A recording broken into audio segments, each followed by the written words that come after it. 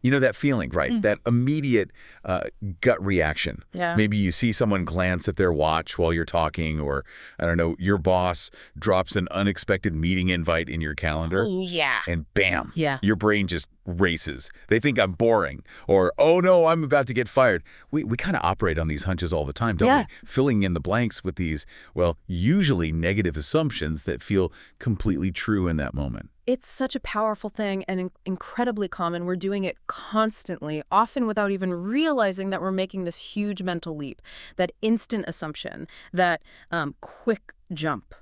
It's a fascinating and, like you said, sometimes really problematic mental habit. And the sources we looked at for this really bring that home. Exactly. And that's precisely what this deep dive is all about today. We're jumping in, pun intended, I guess, to a really common cognitive distortion called jumping to conclusions. Yeah. For this one, we've pulled together a bunch of sources, articles, research, mostly looking at it through the lens of cognitive behavioral therapy, CBT, Oh. To really unpack it, understand how it works, how it affects us. And our mission, really, for you listening, is to help you get a handle on what these thought patterns actually are, how they show up in your own life, sometimes in really subtle ways, maybe not so subtle ways, Yeah. and to grasp the impact they can have on your feelings, your actions, even your relationships. But most importantly, drawing from the material, we want to explore some really practical, evidence-based ways to spot them and challenge them.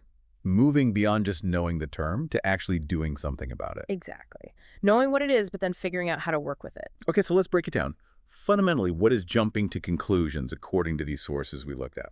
Well, at its core, it's what we call a cognitive distortion, where you basically make assumptions or negative predictions without having enough solid factual evidence to really back them up. Sure. Think of it like a mental shortcut. Your brain takes it automatically, almost like a reflex, often completely outside your conscious awareness. The sources often describe it as a really ingrained mental habit. Right, because, I mean, our brains have to predict things, don't they? Like, sour milk will make you sick, or if you get on a flight to London, you expect to end up in London. That's necessary. Adaptive predicting. Absolutely. We need prediction to navigate the world. The distortion happens not because we're predicting, but because those predictions or those assumptions get heavily skewed. They get colored by things like our own fears, insecurities, maybe past negative experiences, our biases. And then this is the crucial part. We treat those skewed assumption-based thoughts as if they're undeniable facts, even when the actual real-world evidence is, flimsy or maybe ambiguous or sometimes just not there at all. It's not just making a guess. It's treating that guess as if it were proven fact. Got it. And that sources really emphasize that this jumping to conclusions usually shows up in two main ways that we see all the time: mind reading and fortune telling. Can you walk us through that first one, mind reading? Sure. So first up is mind reading. This is where you assume you know what someone else is thinking or feeling. And crucially, it's usually something negative. You make this assumption despite having very little or sometimes zero actual verifiable evidence for it. Right. The sources consistently point to this as one of the most common and honestly most misleading cognitive distortions out there. So it's not just like reading body language or tone, Right. but actually deciding, the exact negative thought in their head. Precisely. You might see someone frowning and your mind instantly jumps to, they think I'm an idiot. Or maybe someone doesn't text back right away and you conclude, okay, they're definitely mad at me, they're ignoring me. Yeah, I know that one. Right. You're not just noticing a behavior, the frown, the delayed text. You're assigning a specific, often negative mental state to that person without actually checking if it's true. It can feel automatic, maybe even like you're being smart or protecting yourself by anticipating negativity. But as the sources show again and again, it can easily trigger this whole cascade of negative feelings and problems in your interactions with people. Oh, I can totally see that. Oh, no. If your internal monologue is constantly going, she thinks I'm awkward, or everyone noticed I messed up that word, well, that's bound to make you feel anxious, right? Really self-conscious. Could affect how you interact. Absolutely. Those assumptions, they think I'm weird, everyone saw I was late and they're judging me, they feel incredibly real, incredibly convincing from the inside, but they are fundamentally untested guesses. Their interpretations layered onto often ambiguous information, they're not facts. And relying on this habit, the sources say, really ramps up self-consciousness, reinforces anxious thoughts, stress definitely fuels social anxiety and can trigger these really debilitating cycles of rumination, just going over and over it, and avoidance. Hmm. It can make everyday social stuff feel completely overwhelming, isolating. It can worsen symptoms of both anxiety and depression because you're constantly reacting to this sort of invented reality instead of what's actually happening. And it's definitely relationship kryptonite, as one source really vividly called it. It really is. Think about it. You're reacting to what you assume your partner is thinking based on maybe a quick look or their tone of voice instead of what they actually said or did. Or, asking them. You might snap back defensively because you assumed they meant something critical or dismissive when maybe they were just tired or thinking about something else entirely. It creates these negative loops because you're responding to your internal guess as if it were a stated fact. And that often leads to conflict, hurt feelings that might have absolutely no basis in what the other person was actually thinking. Wow. Okay, so mind reading. Assuming negative thoughts in others without proof. What about that second main form? Fortune telling. Okay, so fortune telling is the other big way we jump to conclusions. This is where you habitually predict negative outcomes for the future, again, without enough evidence to really support that prediction. You assume the worst possible thing is going to happen, and just like with mind reading, you treat that assumption as a certainty, like it's a guaranteed future event. The classic, I just know something bad's going to happen. It feels so definite, doesn't it? It really does, and it's a very common, very potent way to generate that anticipatory anxiety, that stress about things that haven't even occurred. The sources consistently note that this kind of thinking has a pattern. It tends to massively overestimate the likelihood and the severity of negative things happening, Right. while at the same time it underestimates the chances of neutral or even, positive outcomes.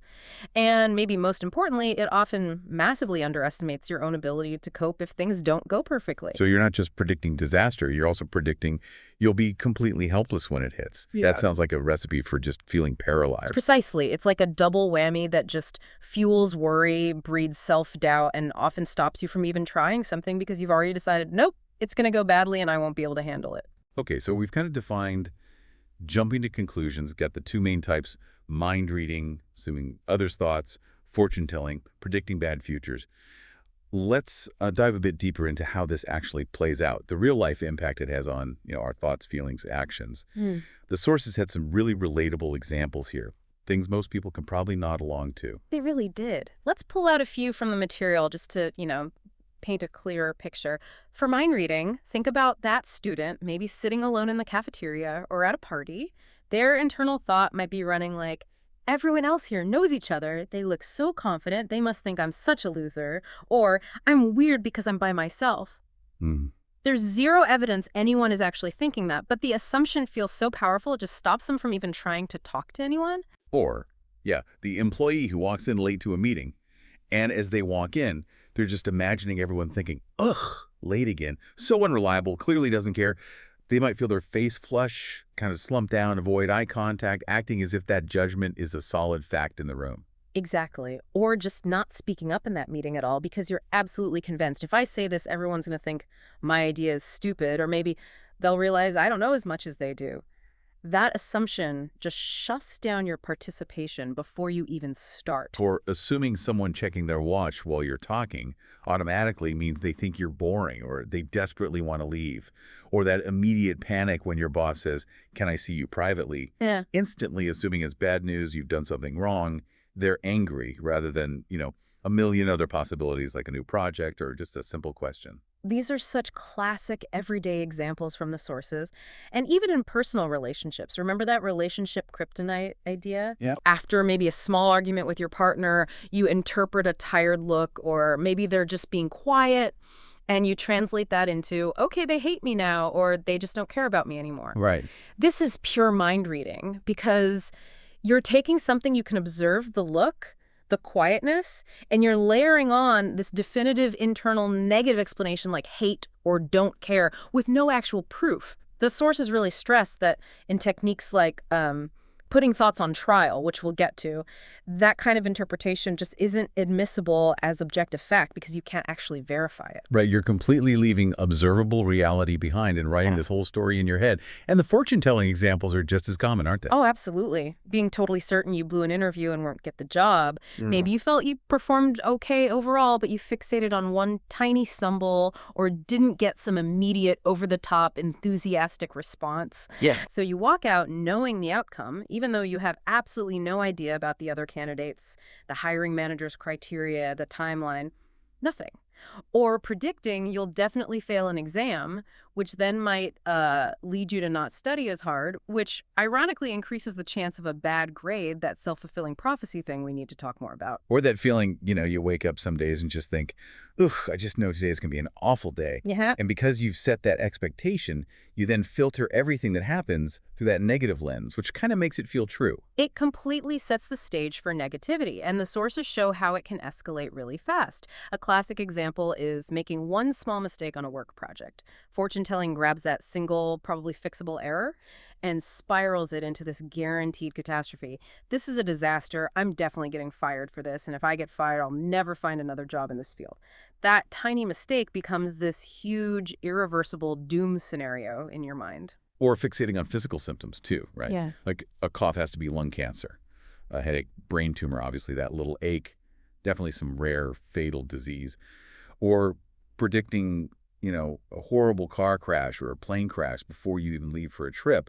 It's always jumping instantly and dramatically to the absolute worst possible outcome. And treating that worst outcome not just as possible, but as a guaranteed, inevitable future event. Yeah. So, okay, what's the actual impact of living like this day in, day out with these kinds of thought patterns running the show?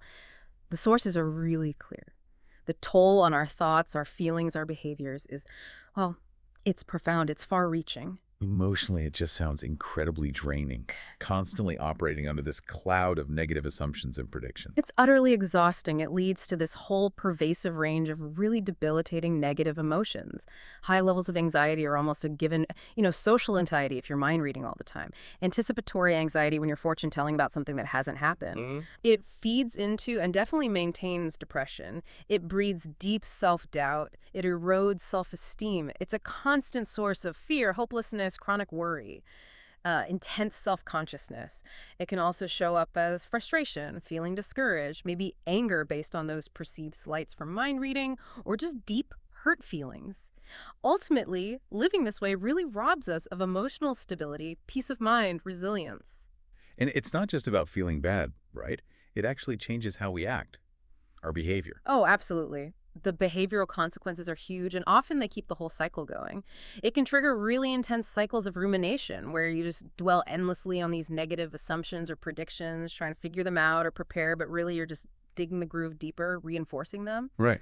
It definitely fuels avoidance behaviors, not going to the shops because you assume people will judge how you look, avoiding parties or social events entirely to preempt that imagined judgment, not speaking up in meetings like we said, putting off difficult tasks because you predict you'll fail anyway. So the very things that could potentially disprove the thought or lead to a different outcome, you end up avoiding. Exactly. That's the trap.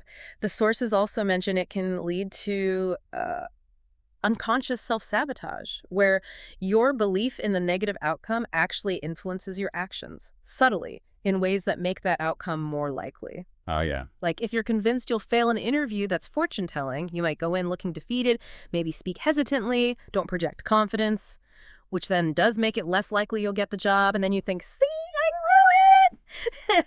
It proves your prediction was right. The sources also mention it can lead to impulsivity, acting rashly, saying or doing something based on those faulty assumptions from mind reading or fortune telling. You're reacting to the imagined reality, not the actual one. And that relationship kryptonite thing we mentioned, the sources describe that as really damaging, don't they? Severely damaging. Reacting to your assumptions about what your partner or friend or family member is thinking or feeling instead of, asking for clarification or just sticking to observable facts. That inevitably creates conflict and hurt. You're essentially having an argument with a thought inside your own head, but you're delivering the emotional fallout of that argument onto the other person. Oh, yeah. And it can also block positive action in relationships, like Maybe avoiding couples therapy or putting off a difficult but necessary conversation because you're fortune telling that it'll just make things worse. Yeah. So you prevent any chance of improvement because you're making decisions based on an untested negative prediction about the relationship's future. And all of this seems to feed into this really powerful kind of vicious cycle, Right. right? You predict something bad, you feel anxious because you believe it's true, so then you avoid the situation. Or maybe you use safety behaviors to cope, like, I don't know, constantly checking things, trying to cover up flaws you think others see, reversing conversations over and over in your head. Exactly. Or only going out at certain safe times or with specific safe people. And these safety behaviors, they bring this temporary little wave of relief. Phew, okay, I avoided that judgment. Or, okay, I survived that predicted disaster because I did X, Y, and Z. Right. And that temporary relief, the sources explain, ironically reinforces the belief that your original prediction was accurate and that your avoidance or your safety behavior is what saved you from catastrophe. But here's the catch. Because you avoided or because you used the safety behavior, you never actually got to test the prediction in the real world under normal circumstances. So the belief in the distortion gets stronger, the anxiety sticks around, and the cycle just keeps going, unbroken. It becomes this really powerful self-fulfilling prophecy. Believing something is true, even if it's totally off base, can unconsciously make you act in ways that bring it about, which then just cements the faulty belief. It's incredibly sneaky. That's the real danger. So, okay, why does this habit feel so real, so convincing, so hard to shake off, and why is it ultimately so harmful? Well, the sources suggest our brains really crave certainty, especially when we feel stressed or vulnerable. Jumping to conclusions offers this instant, though usually negative sense of certainty. By assuming failure or judgment, it kind of removes the discomfort of uncertainty, but it does so at the cost of removing any possibility of feeling hopeful or motivated or confident. And over time, this habit really wears down our confidence, intensifies symptoms of depression and anxiety, and seriously restricts our lives. It's hard to tell these distorted thoughts from reality because they feel so intensely true. Some people, as one source pointed out, even find this kind of odd comfort in constantly preparing for the worst. They feel like, well, at least they won't be blindsided. Yeah. Even if the emotional price of that constant worry is huge and the prediction itself is actually pretty unlikely. That makes a strange kind of psychological sense, doesn't it? Yeah. If you've already mentally braced for the absolute worst, maybe the actual outcome, even if it's bad, feels slightly less devastating. But yeah, you're paying an incredibly high toll in terms of daily anxiety, your well-being, missed opportunities for good things, for growth. Precisely. You're trading potential positive experiences for this false sense of prepared certainty. But, and this is the really good news, what the sources heavily focus on these are learned habits of thinking. And learned habits can be unlearned. They can be replaced. There are powerful, practical strategies to start identifying and challenging this pattern. And this is where cognitive restructuring comes in, which is a really core evidence-based approach within CBT. Okay, this is the crucial part then. We get what it is. We see how damaging it can be. How do we start to untangle this automatic process, cognitive restructuring? Tell us more about that foundation. So cognitive restructuring is basically the therapeutic process of actively identifying these negative, often irrational thoughts, these cognitive distortions, and then systematically challenging them. It's built on that fundamental, really powerful connection between our thoughts, our feelings, and our behaviors. The core idea is if you can change how you think about a situation, you can change how you feel and how you act in response to it. So the thought isn't just like the end result of the situation. It's something we can actually interact with and modify, which then changes everything else down the line. That's the principle, exactly. But the sources do repeatedly note challenging our own distortions is way harder than spotting them in someone else. Oh, for sure. When your friend is clearly mind-reading or fortune-telling, it seems so obvious to you how flawed their logic is. But when it's your thought, it just feels undeniably true no matter how flimsy the evidence. So the goal here isn't suddenly forcing yourself into like super positive Pollyanna thinking. That doesn't usually work or last. The goal is to become more fair, more balanced, more realistic in your thinking, aligning your thoughts more closely with actual reality and the actual evidence. Okay, so step one, before we even get to challenging, is just becoming aware, identifying these thoughts as they pop up. How do we even do that when they feel so automatic, so ingrained? Awareness is absolutely step one, foundational. The sources emphasize first just understanding the concept psychoeducation. Knowing what cognitive distortions are, how they influence your mood, just gives you a framework to start recognizing them. Right. Then, it's about becoming a really keen observer of your own internal world. spotting those alarm situations, as one source called them, becoming aware of specific situations, contexts, maybe even people, where those negative emotions or problematic behaviors reliably surface. These are often your triggers for the distortions. Hmm. You also want to start noticing any warning signs.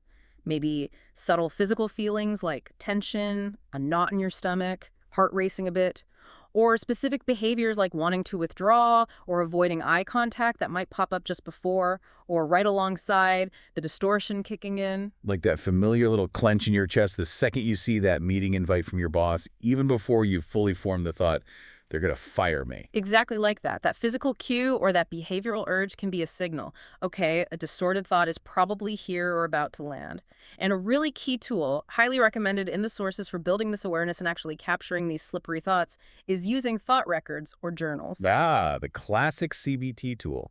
Getting it down on paper. It's classic because it works so well. The basic idea is you record the situation, what was happening, where you were, who was there. Then, the crucial part, record the exact automatic thought that popped into your head in that moment. My boss thinks I'm incompetent, or I'm definitely going to fail this test. Okay. Then you record the feelings it caused, maybe rate them like 80% anxious, 50% sad, and then the behaviors you took in response: avoided eye contact, put off studying. This whole process forces you to slow down, to externalize the thought, and it helps you notice distortions that were just running on autopilot in the background before, completely unnoticed, completely unquestioned. It makes the invisible visible. That's a great way to put it. Journaling gives you distance. It gives you objectivity. It lets you look at the thought instead of being completely caught inside it.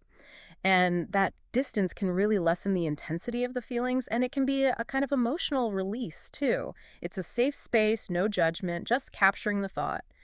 The sources really stress being compassionate with yourself here. Don't beat yourself up for having the thought. The goal is just to see it clearly. They even offer specific journaling prompts sometimes, designed to help you uncover these patterns, like asking yourself, what was the absolute worst case scenario I imagined? Or what did I assume other people were thinking about me? And once you've kind of captured the thought, pinned it down, you can actually label it, right? Yes, that's part of this awareness phase too. As you get more familiar with the different types of distortions, you can start putting a name to the thought pattern when you catch it. Like, okay, that's mind reading right there. Or, yep, there I go, fortune telling again. Labeling helps you distinguish the thought from reality itself. It helps you see it as just a specific kind of mental event, maybe a hypothesis, rather than the gospel truth. Saying, I'm having the thought that they think I'm incompetent is actually very different from stating they think I'm incompetent as a fact. Yeah. The first one is an internal experience you can examine. The second one feels like a fact you can't argue with. That distinction feels huge. Okay, so we're getting aware, we're identifying, we've maybe captured the thought in a journal. Step 2 is where the real active work comes in, challenging and testing the thought. This is where we kind of put on our detective hats and really scrutinize these assumptions and predictions. How do the sources guide us through this challenging process? Right, this is the core of cognitive restructuring, and yeah, it takes active effort. One of the most fundamental, most powerful techniques from CBT that the sources all talk about is examining the evidence.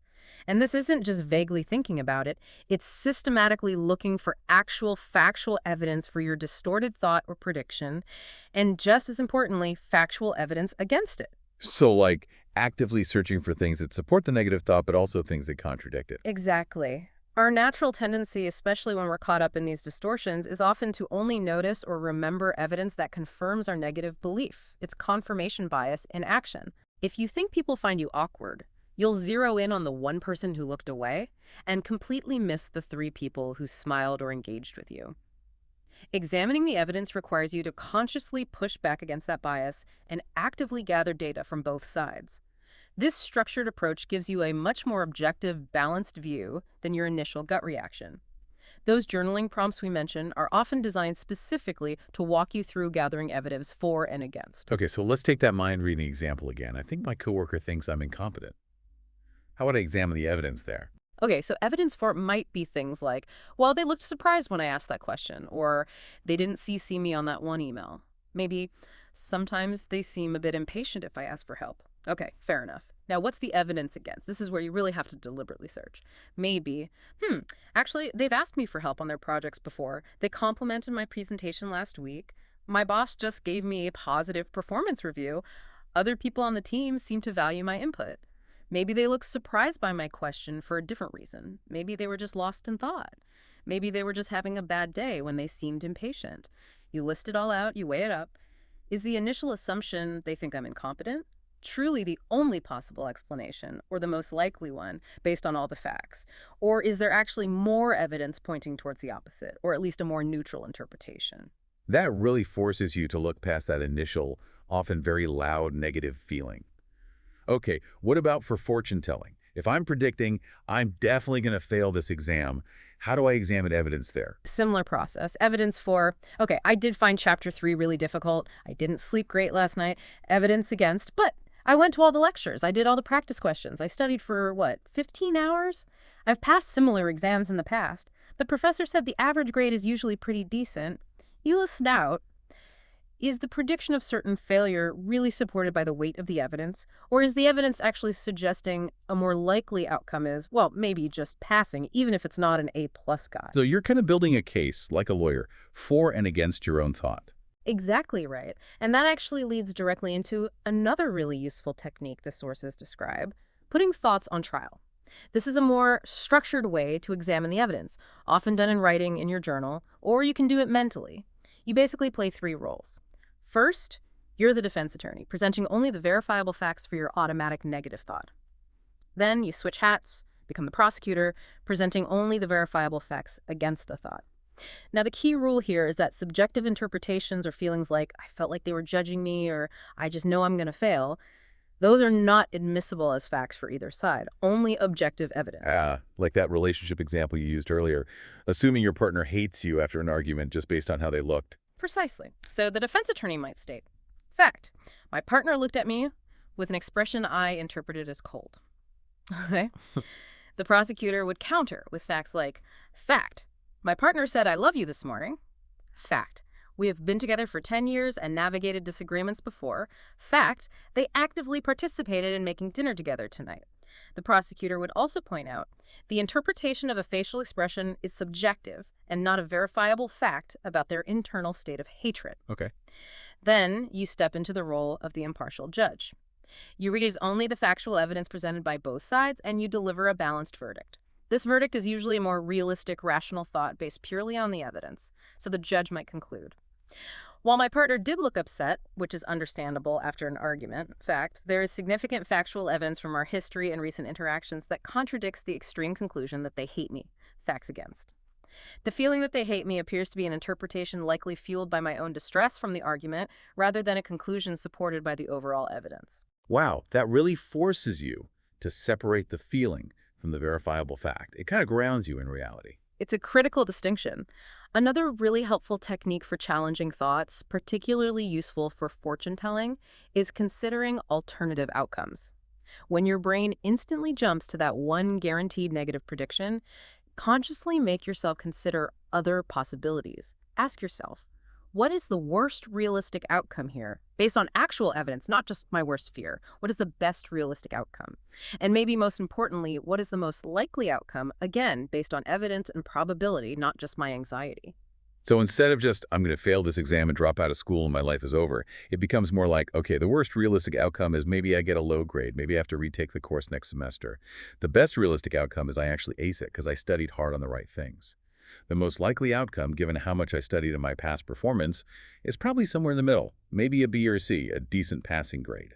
Exactly. That instantly breaks the stranglehold of that single catastrophic prediction. It shows you that other possibilities exist, and often that worst-case scenario you're fixated on isn't actually the most probable one, or maybe not even truly realistic when you look at it calmly.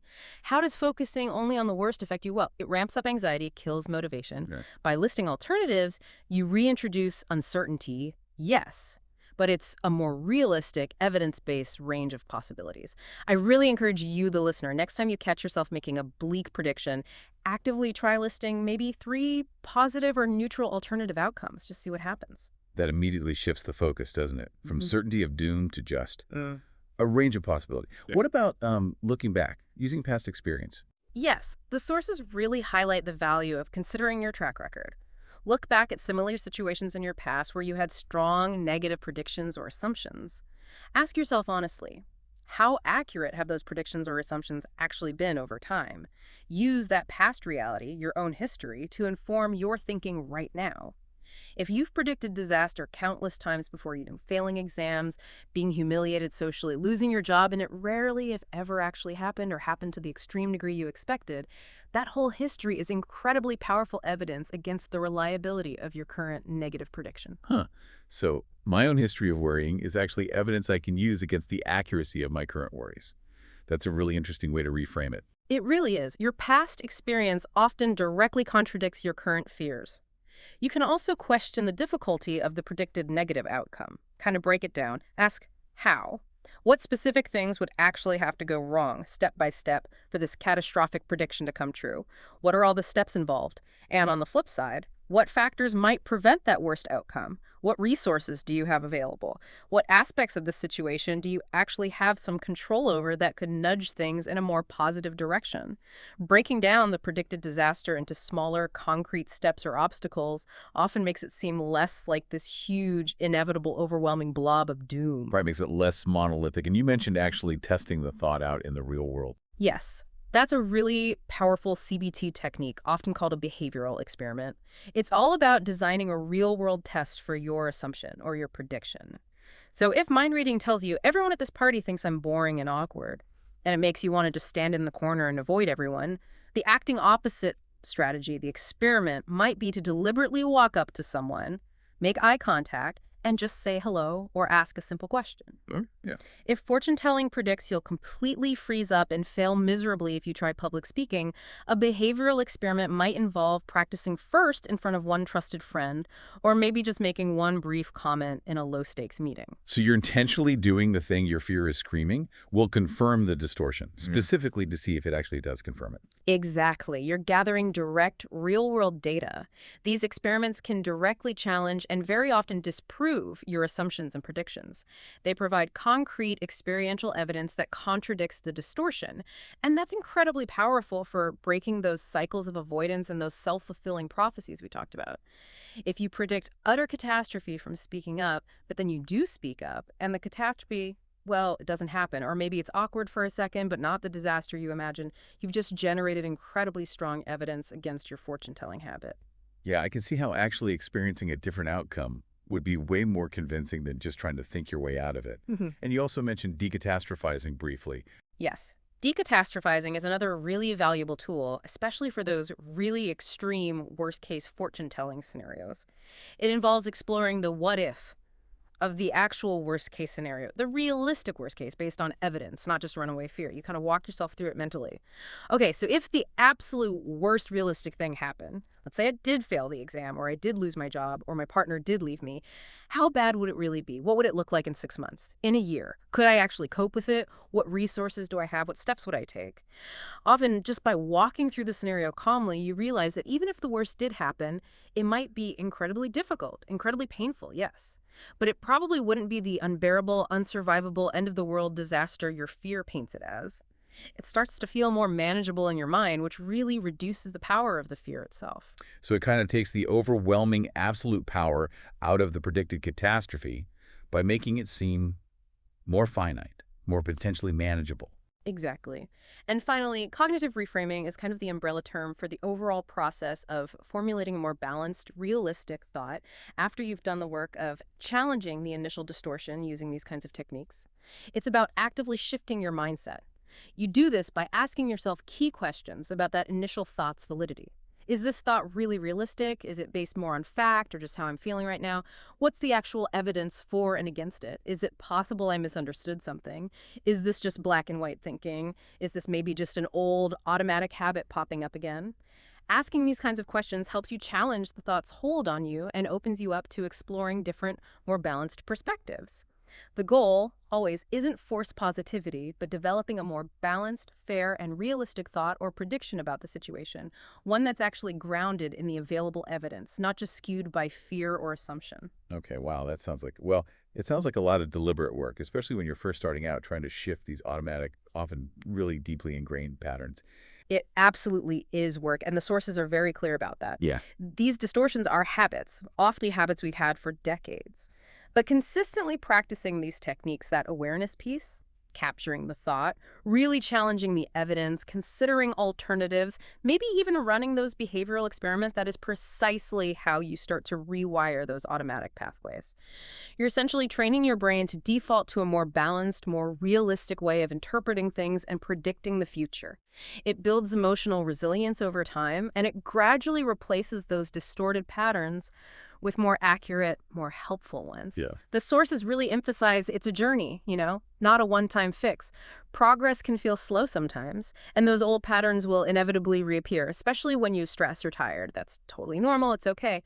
The key is just continued awareness and consistent practice. Yeah. Just you keep coming back to these tools when you notice yourself slipping back into those old habits. And it helps you sort out, like, which negative thoughts are actually useful versus the ones that are just destructive distortions. Precisely. That's a huge benefit. Journaling and challenging helps you learn to differentiate, because not all negative thoughts are bad or distorted, right? Some negative thoughts are valid warnings or signals that something needs to change, or maybe just realistic assessments of risk. The thought, I'm really unhappy in this job, might be a genuine signal that it's time to start looking for something new. The thought that a certain investment seems really risky might be a perfectly realistic assessment. The goal isn't to suppress all negativity. It's to identify and challenge the distorted negative thoughts, the ones based on faulty assumptions, lack of evidence, or wild exaggerations that just hold you back and cause unnecessary suffering. It sounds like it moves you from being kind of passively controlled by whatever thoughts pop into your head, just stuck ruminating, to being able to actively examine them and then potentially take action based on a clearer, more realistic picture. That's exactly the power of it, yes. Journaling and challenging thoughts aren't just about thinking differently in isolation. They very often lead directly to planning concrete, positive actions based on that more realistic view of the situation or your own capabilities. When you stop fortune-telling failure all the time, you might actually start taking steps towards a goal you care about. When you stop mind-reading judgment constantly, you might initiate a conversation you've been avoiding, and reviewing past thought records or journal entries. That can actually help you vividly see the progress you've made over time. Notice how you've learned to handle situations differently now than you did before. That recognition of your own growth must be incredibly empowering. It really is. It highlights that, okay, maybe we can't always change the situations that come up or the automatic thoughts that initially pop into our heads, but every single moment offers an opportunity to change how we relate to those thoughts and how we approach the future by deliberately working on our thinking patterns. It gives you back a sense of agency over your internal world and how you react to the world around you. So, to kind of wrap things up here, this deep dive into jumping to conclusions really shows us, okay, this is a super common, often totally automatic thinking pattern. We make negative assumptions about what others think that's mind reading, or we make negative predictions about the future fortune telling, usually without much or any real evidence. And the sources make it crystal clear that this habit, partly because it feels so darn convincing, can take a massive toll on our emotions, our behavior, our relationships, our overall well-being. And it often creates those frustrating self-fulfilling prophecies. And this is the hopeful part, the powerful insights and techniques drawn from cognitive behavioral therapy offer really concrete, practical ways to fight back. Through building awareness, capturing those thoughts, maybe in a journal, systematically examining the evidence for and against our assumptions, consciously considering alternative outcomes, and even bravely testing our fears with those behavioral experiments. We can learn to identify, examine, and challenge these distorted thoughts effectively. And it's really about moving towards a more balanced, more realistic perspective, Right. one that's grounded more in facts and probabilities, rather than just being constantly driven by fear and unchecked assumptions. It's not about pretending everything's rosy, but just seeing reality a bit more clearly. Exactly. It really boils down to fairness in your thinking and grounding yourself in reality instead of getting constantly swept away by assumptions and fears that, when you look closely, often have very little basis in fact. So here's maybe a final thought for you, the listener, to take away from our deep dive today. Knowing how automatic and how convincing these patterns can be, how might just the simple act of noticing, just catching yourself in the act when you jump to conclusions this week, how might that alone change how you feel or act in a specific situation? What might you discover if you just paused for even a second when that automatic negative thought pops up, and instead of just instantly believing it, you deliberately ask yourself, okay, wait, what's the actual evidence here? Instead of just defaulting to that first assumption or that worst-case prediction. Yeah, just pay attention to those instant hunches, especially the negative ones. See if you can catch them red-handed this week. Definitely something to ponder and maybe even practice until our next deep dive.